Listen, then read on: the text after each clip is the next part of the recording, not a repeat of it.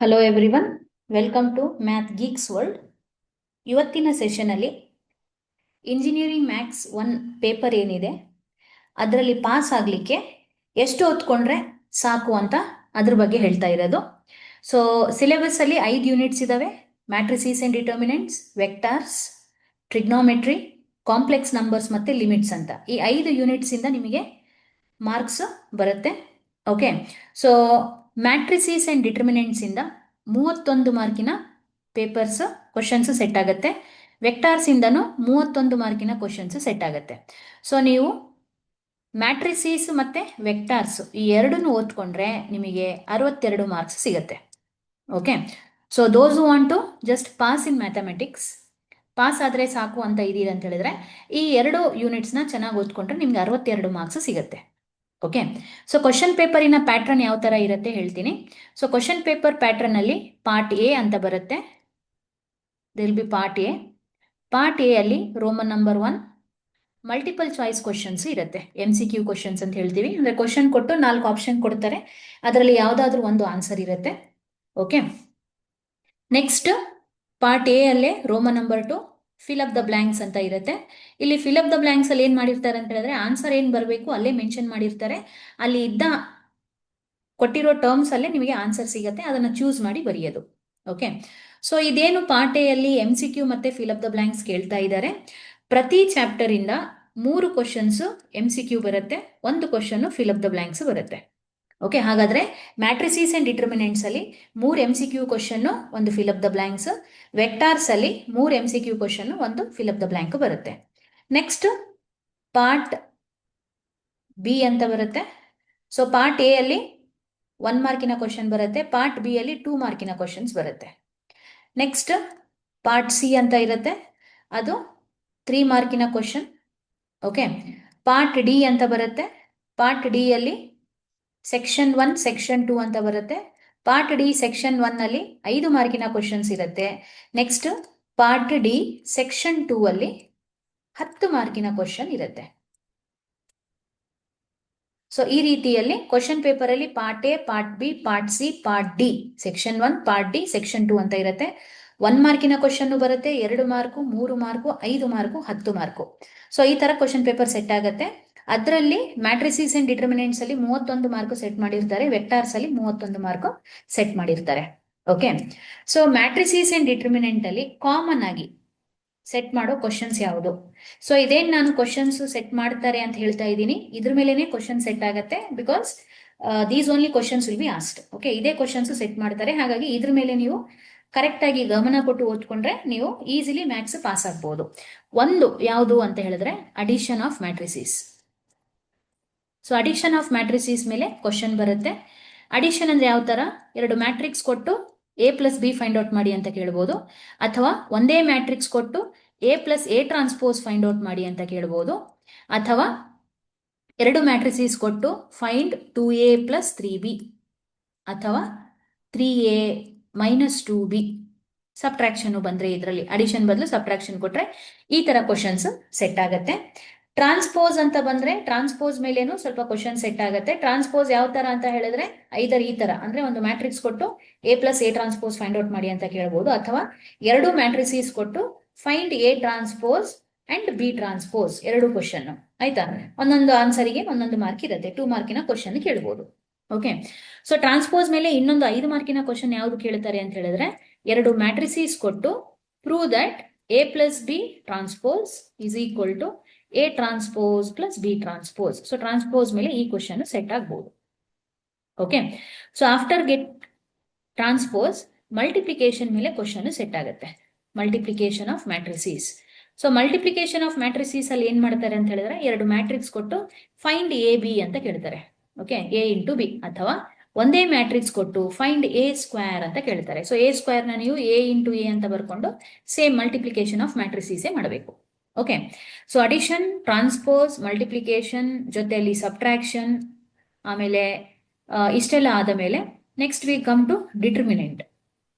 So determinant ಮೇಲೆ ಯಾವುದೆಲ್ಲ question set ಆಗುತ್ತೆ ಅಂತ ಹೇಳಿದ್ರೆ ಒಂದು ಮ್ಯಾಟ್ರಿಕ್ಸ್ A ಕೊಟ್ಟು determinant of A find out ಮಾಡಿ ಅಂತ ಕೇಳ್ತಾರೆ, ಅಥವಾ ಡಿಟರ್ಮಿನೆಂಟ್ ಕೊಟ್ಟು ಒಂದು ವ್ಯಾಲ್ಯೂ X ಅಂತ ಹಾಕೊಂಡಿರ್ತಾರೆ, ಅದು 0 ಆಗತ್ತೆ, ಎಕ್ಸ್ ವ್ಯಾಲ್ಯೂ ಫೈಂಡ್ ಔಟ್ ಮಾಡಿ ಅಂತ ಕೇಳ್ತಾರೆ. ಸೊ ಡಿಟರ್ಮಿನೆಂಟ್ನ ಎಕ್ಸ್ಪ್ಯಾಂಡ್ ಮಾಡಿಕೊಂಡು ಎಕ್ಸ್ ವ್ಯಾಲ್ಯೂ ಫೈಂಡ್ ಔಟ್ ಮಾಡಿದರೆ ಆಯ್ತು. ಆಯ್ತಾ? ಅದೇ ರೀತಿಯಲ್ಲಿ ಡಿಟರ್ಮಿನೆಂಟ್ ಈಗ ಹೇಳ್ತಾ ಇದ್ದೀನಿ. ಸೊ ಸಿಂಗುಲರ್ ಮ್ಯಾಟ್ರಿಕ್ಸ್ ಅಂತ ಬರುತ್ತೆ, ಸಿಂಗುಲಾರ್. ಸೊ ಏನ್ ಮಾಡ್ತಾರೆ ಅಂತ ಹೇಳಿದ್ರೆ, ಒಂದು ಮ್ಯಾಟ್ರಿಕ್ಸ್ ಕೊಡ್ತಾರೆ 1 2 3 ಎಕ್ಸ್. ಈ ಮ್ಯಾಟ್ರಿಕ್ಸ್ ಸಿಂಗುಲರ್ ಇದೆ, ಎಕ್ಸಿನ ವ್ಯಾಲ್ಯೂ ಫೈಂಡ್ ಔಟ್ ಮಾಡಿ ಅಂತ ಕೇಳ್ತಾರೆ. ಸಿಂಗುಲರ್ ಅಂತ ಹೇಳಿದಾಗ ಡಿಟರ್ಮಿನೆಂಟ್ 0 ಹಾಕೊಂಡು ಎಕ್ಸ್ಪ್ಯಾಂಡ್ ಮಾಡಿದ್ರೆ ನಿಮಗೆ ಎಕ್ಸಿನ ವ್ಯಾಲ್ಯೂ ಬರುತ್ತೆ. ಸೊ ಡಿಟರ್ಮಿನೆಂಟ್ ಅಲ್ಲೇ ಇನ್ನೊಂದು ಮೆಥಡ್ ಇಂಪಾರ್ಟೆಂಟ್, ಕ್ರೇಮರ್ಸ್ ರೂಲ್ ಅಂತ ಬರುತ್ತೆ. ಎರಡು ಇಕ್ವೇಶನ್ ನ ಕೊಟ್ಟು ಯೂಸಿಂಗ್ ಕ್ರೇಮರ್ಸ್ ರೂಲ್ ಸಾಲ್ವ್ ಮಾಡಿ ಅಂತ ಕೇಳ್ತಾರೆ. ಹಾಗಾಗಿ ನೀವು ಇಲ್ಲಿ ಡೆಲ್ಟಾ ಎಕ್ಸ್ ಡೆಲ್ಟಾ ವೈ ಇದು ಫೈಂಡ್ ಔಟ್ ಮಾಡಿಕೊಂಡು ಎಕ್ಸ್ ಮತ್ತೆ ವೈ ವ್ಯಾಲ್ಯೂನ ಫೈಂಡ್ ಔಟ್ ಮಾಡ್ಕೋಬೇಕಾಗತ್ತೆ. This is Cramer's rule. So Cramer's rule ಆದ್ಮೇಲೆ you have question for adjoint. ಒಂದು ಮ್ಯಾಟ್ರಿಕ್ಸ್ ಕೊಟ್ಟು ಅದರ ಅಡ್ಜಾಯಿಂಟ್ ಫೈಂಡ್ ಔಟ್ ಮಾಡಿ ಅಂತ ಕೇಳ್ತಾರೆ. ಇನ್ವರ್ಸ್ ಫೈಂಡ್ ಔಟ್ ಮಾಡಿ ಅಂತ ಕೇಳ್ತಾರೆ. Find the inverse of the matrix. ಇನ್ವರ್ಸ್ಗೆ ಫಾರ್ಮುಲಾ ಇದೆ, A inverse is equal to 1 divided by determinant of A into adjoint A. Okay, so inverse ಕೇಳಿದ ಮೇಲೆ ನೆಕ್ಸ್ಟ್ ಟಾಪಿಕ್ ಏನ್ ಬರುತ್ತೆ ಅಂತ ಹೇಳಿದ್ರೆ characteristic equation and characteristic roots. Characteristic equation and characteristic roots ಇವೆಲ್ಲ questions matrices ಮೇಲೆ set ಆಗುತ್ತೆ. So addition, subtraction, multiplication, transpose, determinant ಮೇಲೆ ಕ್ವಶನ್ ಸೆಟ್ ಆಗುತ್ತೆ. ಸಿಂಗುಲರ್ ಮ್ಯಾಟ್ರಿಕ್ಸ್ ಕೊಡ್ತಾರೆ, ಎಕ್ಸ್ ಫೈಂಡ್ ಔಟ್ ಮಾಡಿ ಅಂತ ಕೇಳ್ತಾರೆ. Cramer's rule, adjoint, inverse, characteristic equation ಇವೆಲ್ಲ ಕ್ವಶನ್ಸ್ ಮೇಲೆ ಕ್ವಶನ್ ಪೇಪರ್ ಅಲ್ಲಿ ಕ್ವಶನ್ಸ್ ಸೆಟ್ ಆಗುತ್ತೆ. ಓಕೆ, ನಾವು ಕಮಿಂಗ್ ಟು ವೆಕ್ಟಾರ್ಸ್. ವೆಕ್ಟಾರ್ಸ್ ಮೇಲೆ ಯಾವೆಲ್ಲ ಕ್ವಶನ್ ಸೆಟ್ ಆಗುತ್ತೆ ನೋಡೋಣ. ಸೊ ವೆಕ್ಟಾರ್ಸ್ ಅಲ್ಲಿ ಸಿಮಿಲರ್ ಎರಡು ವೆಕ್ಟಾರ್ಸ್ ನ ಕೊಟ್ಟು ಎರಡು ವೆಕ್ಟಾರ್ಸ್ ಕೊಟ್ಟಿರ್ತಾರೆ. Find vector A plus vector B ಅಂತ ಹೇಳ್ತಾರೆ, that is addition of matrices.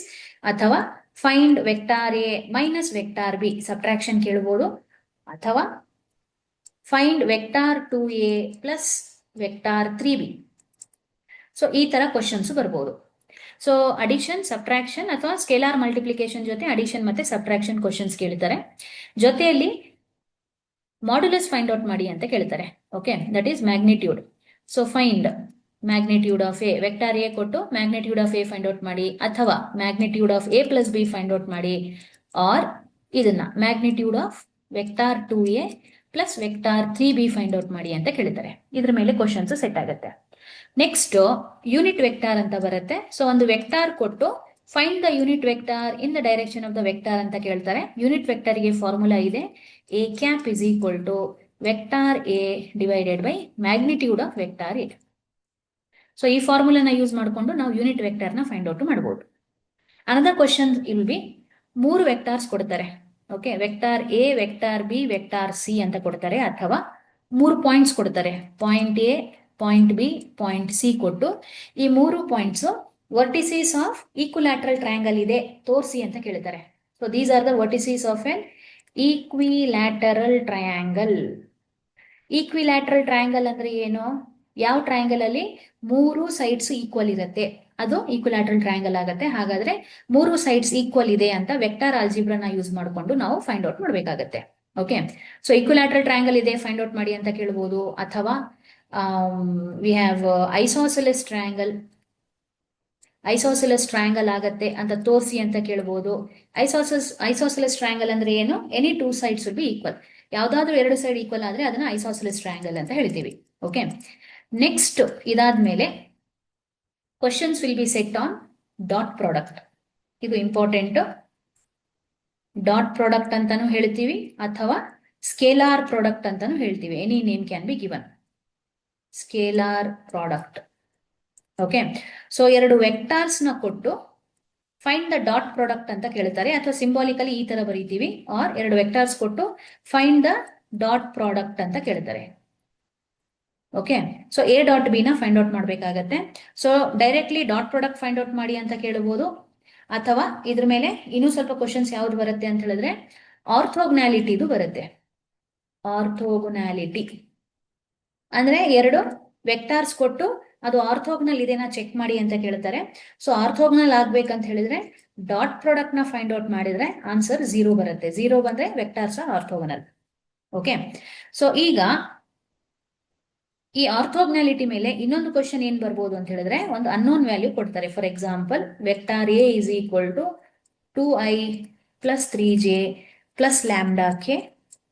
Vector b is equal to 4i minus j plus 3k. Okay, ಏನ್ ಹೇಳ್ತಾರೆ? Find lambda if the vectors are orthogonal. So orthogonal ಅಂದ್ರೆ dot product 0 ಅಂತ ಹಾಕೊಂಡು lambda ವ್ಯಾಲ್ಯೂನ find out ಮಾಡಬೇಕು. So orthogonality ಮೇಲೆ ಈ ಎರಡು ಕ್ವಶನ್ಸ್ ಸೆಟ್ ಆಗುತ್ತೆ. ಅಂದ್ರೆ ಎರಡು ವೆಕ್ಟಾರ್ಸ್ ಕೊಟ್ಟು ಆರ್ಥೋಗನಲ್ ಇದೆ ಅಂತ ತೋರಿಸಿ ಅಂತ ಕೇಳಿದಾಗ ಡಾಟ್ ಪ್ರಾಡಕ್ಟ್ ಫೈಂಡ್ ಔಟ್ ಮಾಡ್ತೀರಾ, 0 ಬಂದ್ರೆ ಆರ್ಥೋಗನಲ್ ಅಂತ ಬರೆಯೋದು. ಅಥವಾ ಎರಡು ವೆಕ್ಟಾರ್ಸ್ ಕೊಟ್ಟು ಒಂದು ವ್ಯಾಲ್ಯೂ ಅನ್ನೋನ್ ಇರುತ್ತೆ, ಆ ವ್ಯಾಲ್ಯೂನ ಫೈಂಡ್ ಔಟ್ ಮಾಡಿ ಆ ಎರಡು ವೆಕ್ಟಾರ್ಸ್ ಆರ್ಥೋಗನಲ್ ಇದೆ ಅಂತ ಕೊಡ್ತಾರೆ, ಅವಾಗ ಡಾಟ್ ಪ್ರಾಡಕ್ಟ್ 0 ಅಂತ ತಗೊಂಡು ಸಿಂಪ್ಲಿಫೈ ಮಾಡ್ತಾ ಹೋಗ್ಬೇಕು. ಓಕೆ, ಸೊ ಆರ್ಥೋಗನಾಲಿಟಿ ಆದ್ಮೇಲೆ there is a question on cosine of the angle ಅಂತ ಬರುತ್ತೆ. ಓಕೆ, ಸೊ ಅದನ್ನ ನಾವು ಕಾಸ್ ಥೀಟಾ ಅಂತ ಹೇಳ್ತೀವಿ. Cosine of the angle is given by the formula dot product of A B divided by magnitude of vector A into magnitude of vector B. So ಈ ಫಾರ್ಮುಲಾನ use ಮಾಡಿಕೊಂಡು vector A ಮತ್ತೆ B ಮಧ್ಯದಲ್ಲಿ angle ಕಾಸ್ ಥೀಟಾನ ನಾವು find out ಮಾಡ್ತೀವಿ. ಅದನ್ನ cosine of the angle ಅಂತ ಹೇಳ್ತೀವಿ. ಓಕೆ, ಸೊ ಇದ್ರ ಮೇಲೆ ಕ್ವಶನ್ ಸೆಟ್ ಆಗುತ್ತೆ. Next projection of the vector ಅಂತ ಬರುತ್ತೆ. Projection of A on B ಅಂತ ಬರುತ್ತೆ. So projection of vector A on B ಅಂತ ಕೇಳಿದಾಗ dot product divided by magnitude of B. On B ಅಂತ ನಂತರದ್ದು ಏನ್ ಬರುತ್ತೆ ಅದನ್ನ ಡಿನಾಮಿನೇಟರ್ ಅಲ್ಲಿ ಬರೀತೀವಿ. ಸೊ ಇದನ್ನೇನಾದ್ರೂ ಬಿ ಆನ್ ಎ ಅಂತ ಕೇಳಿದ್ರೆ ಡಿನಾಮಿನೇಟರ್ ಎ ಬರಬೇಕು. ಆನ್ ಆದ್ಮೇಲೆ ಏನ್ ವೆಕ್ಟಾರ್ ಬರುತ್ತೆ ಅದು ಡಿನಾಮಿನೇಟರ್ ಬರೀಬೇಕು. ಓಕೆ, ಸೊ ಪ್ರೊಜೆಕ್ಷನ್ ಮೇಲೆ ಕ್ವಶನ್ ಬರುತ್ತೆ. ಇನ್ನೊಂದು ಲಾಸ್ಟ್ ಕ್ವಶನ್ ಯಾವ್ದು ಬರುತ್ತೆ ಅಂತ ಹೇಳಿದ್ರೆ work done. So find the work done ಅಂತ ಕೇಳ್ತಾರೆ. ಸೊ ಒಂದು ಫೋರ್ಸ್ ಕೊಡ್ತಾರೆ, force will be given. Force apply ಮಾಡಿದಾಗ ಪಾಯಿಂಟ್ ಎ ಇಂದ ಬಿ ಗೆ ಮೂವ್ ಆಗಿದೆ, ಹಾಗಾಗಿ ಎಷ್ಟು ಕೆಲಸ ಆಗಿದೆ ಫೈಂಡ್ ಔಟ್ ಮಾಡಿ ಅಂತ ಕೇಳ್ತಾರೆ. ಸೊ ವೆಕ್ಟಾರ್ಸ್ ಮೇಲೆ ಇಷ್ಟೆಲ್ಲ ಕ್ವಶನ್ಸ್ ಸೆಟ್ ಆಗುತ್ತೆ. ಸೊ ಇವೆಲ್ಲ ನಾನು ಏನ್ ಸೆಟ್ ಆಗುತ್ತೆ ಅಂತ ಹೇಳ್ತಾ ಇದ್ದೀನಿ, ದೀಸ್ ಆರ್ ಕಂಪಲ್ಸರಿ ಕ್ವಶನ್ಸ್. ಇದೇ ಕ್ವಶನ್ ಸೆಟ್ ಆಗುತ್ತೆ, ಹಾಗಾಗಿ ಈ ಟಾಪಿಕ್ಸ್ ನ ಕರೆಕ್ಟ್ ಆಗಿ ಓದ್ಕೊಂಡಿರ್ಬೇಕು. ಓಕೆ, ಸೊ ಎರಡು ವೆಕ್ಟಾರ್ಸ್ ಕೊಟ್ಟು ಅಡಿಷನ್, ಸಬ್ಟ್ರಾಕ್ಷನ್ ಈ ತರ ಕ್ವಶನ್, ಮ್ಯಾಗ್ನಿಟ್ಯೂಡ್ ಫೈಂಡ್ ಔಟ್ ಮಾಡಿ ಅಂತ ಕೇಳ್ತಾರೆ. ಒಂದು ವೆಕ್ಟಾರ್ ನ ಕೊಟ್ಟು ಯೂನಿಟ್ ವೆಕ್ಟಾರ್ ಫೈಂಡ್ ಔಟ್ ಮಾಡಿ ಅಂತ ಕೇಳ್ತಾರೆ. 3 ಪಾಯಿಂಟ್ಸ್ ನ ಕೊಟ್ಟು ಕೊಟ್ಟಿರೋ ಪಾಯಿಂಟ್ಸ್ ಈಕ್ವಿಲ್ಯಾಟರಲ್ ಟ್ರಯಾಂಗಲ್ ಆಗತ್ತೆ ಅಥವಾ ಐಸೋಸೆಲೆಸ್ ಟ್ರಯಾಂಗಲ್ ಆಗತ್ತೆ ಅಂತ ತೋರಿಸಿ ಅಂತ ಕೊಡ್ತಾರೆ. Next dot product find out ಮಾಡ್ಲಿಕ್ಕೆ ಕೊಡ್ತಾರೆ. ಸೊ ಎರಡು ವೆಕ್ಟಾರ್ಸ್ ಕೊಟ್ಟು ಫೈಂಡ್ ದ ಡಾಟ್ ಪ್ರಾಡಕ್ಟ್ ಅಂತ ಕೇಳಬಹುದು, ಅಥವಾ ಎರಡು ವೆಕ್ಟಾರ್ಸ್ ಕೊಟ್ಟು ಅದು ಆರ್ಥೋಗನಲ್ ಇದೆನಾ ಅಂತ ಚೆಕ್ ಮಾಡಿ ಅಂತ ಕೇಳ್ತಾರೆ, ಅಥವಾ ಎರಡು ವೆಕ್ಟಾರ್ಸ್ ಆರ್ಥೋಗನಲ್ ಇದೆ ಅನ್ನೋನ್ ವ್ಯಾಲ್ಯೂನ ಫೈಂಡ್ ಔಟ್ ಮಾಡಿ ಅಂತ ಕೇಳ್ತಾರೆ. ಎರಡು ವೆಕ್ಟಾರ್ಸ್ ಕೊಟ್ಟು cosine of the angle find out ಮಾಡಿ, ಅಥವಾ ಪ್ರೊಜೆಕ್ಷನ್ ಫೈಂಡ್ ಔಟ್ ಮಾಡಿ, ಅಥವಾ ವರ್ಕ್ ಡನ್ ಫೈಂಡ್ ಔಟ್ ಮಾಡಿ ಅಂತ ಕ್ವಶನ್ಸ್ ಕೇಳ್ತಾರೆ. ಸೊ ಈ ತರ ಮ್ಯಾಟ್ರಿಸೀಸ್ ಅಂಡ್ ಡಿಟರ್ಮಿನೆಂಟ್ಸ್ ಮೇಲೆ 31 ಮಾರ್ಕಿನ ಕ್ವಶನ್, ವೆಕ್ಟಾರ್ಸಿನ ಮೇಲೆ 31 ಮಾರ್ಕಿನ ಕ್ವಶನ್ ಸೆಟ್ ಆಗುತ್ತೆ. ಎರಡೂ ಸೇರಿದ್ರೆ 62 ಮಾರ್ಕ್ಸಿನ ಕ್ವಶನ್ ಈ ಎರಡು ಚಾಪ್ಟರ್ಸ್ ಇಂದ ಸೆಟ್ ಆಗುತ್ತೆ. ಹಾಗಾಗಿ ಎರಡು ಚಾಪ್ಟರ್ಸ್ ನ ನೀವು ನೀಟಾಗಿ ಓದ್ಕೊಂಡ್ರೆ ನೀವು ಈಸಿಲಿ ಮ್ಯಾಥ್ಸ್ ಪೇಪರ್ ಸಾಲ್ವ್ ಆಗ್ಬೋದು. ಹೋಪ್ ನಿಮಗೆ ಇದರಿಂದ ಮ್ಯಾಥ್ಸ್ ಈಸಿ ಅಂತ ಅನಿಸ್ತಾ ಇದೆ. ಹಾಗಾಗಿ ಟಾಪಿಕ್ಸ್ ಏನ್ ಹೇಳಿದೀನಿ ಅದ್ರ ಮೇಲೆ ಕರೆಕ್ಟ್ ಆಗಿ ನೀವು ಗಮನ ಕೊಟ್ಟು ಓದ್ಕೊಂಡ್ರೆ ನೀವು ಈಸಿಲಿ ಮ್ಯಾಥ್ಸ್ ಪಾಸ್ ಆಗ್ತೀರಾ. Thank you.